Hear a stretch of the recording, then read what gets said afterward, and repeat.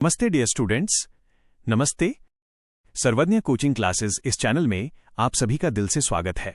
अगर आप महाराष्ट्र बोर्ड की ज्योग्राफी को रटना नहीं बल्कि उसे अपनी आंखों से देखना और उसे महसूस करना चाहते हैं तो आप बिल्कुल सही जगह पे आए हैं। लेक्चर शुरू करने से पहले अगर आपने अभी तक हमारे चैनल को सब्सक्राइब नहीं किया है तो अभी कर लें, वीडियो को लाइक करें और अपने दोस्तों के साथ शेयर करना बिल्कुल न भूलें। लेक्चर 2 के एंड से आगे बढ़ते हैं। पिछले लेक्चर में हमने देखा था कि कैसे हमने वेस्टर्न घाट्स की चढ़ाई की और सिंहगढ़ को समझा। अब हमारी ये जर्नी एक बहुत ही खूबसूरत मोड़ ले रही है। समझ में आ रहा है ना dear students? Crossing the ghats Rajmachi section. Namdev अपना मैप देखते हुए बड़े उत्साह से पूछता है, मैडम क्या हम घाट सेक्शन क्रॉस कर रहे हैं? क्या हम खोपोली की तरफ जा रहे हैं? टीचर मुस्कुराकर बोलती हैं, हाँ नामदेव, बिल्कुल सही पकड़े हो। देखो स्टूडेंट्स, ये जो एरिया हम पार कर रहे हैं ना, इसे भोर घाट या खंडाला घाट कहते हैं।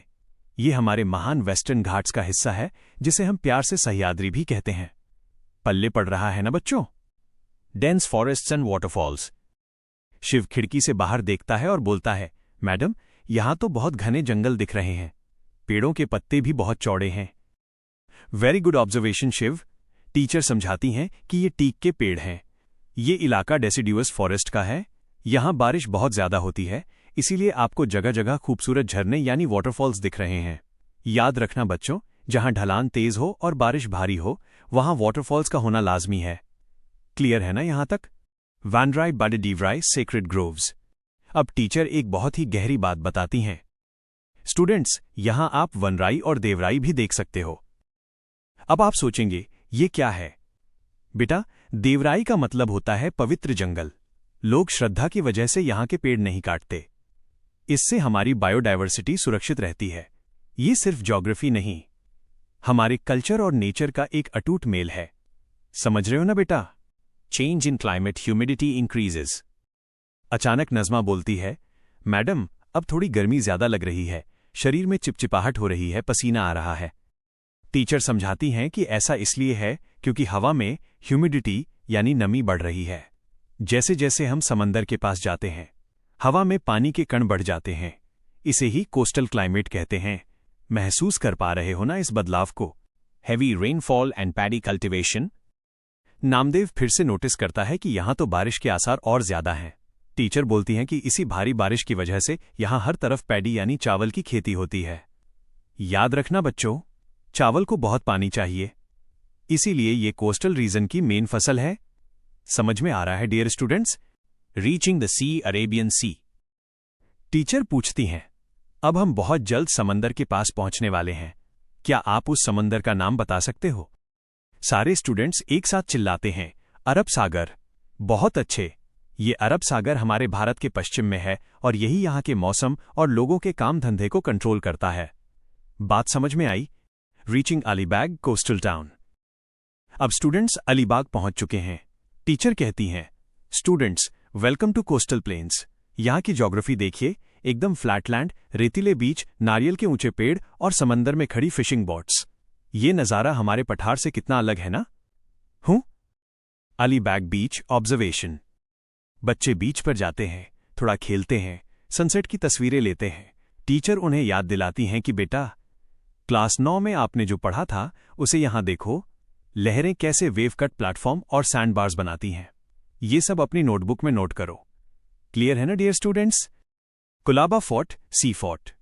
अब टीचर एक बहुत ही खास किला दिखाती हैं, कुलाबा फोर्ट। नेहा बोलती है, मैडम ये किला सिंहगढ़ जैसा नहीं है। बिल्कुल सही, ये एक सी फोर्ट है।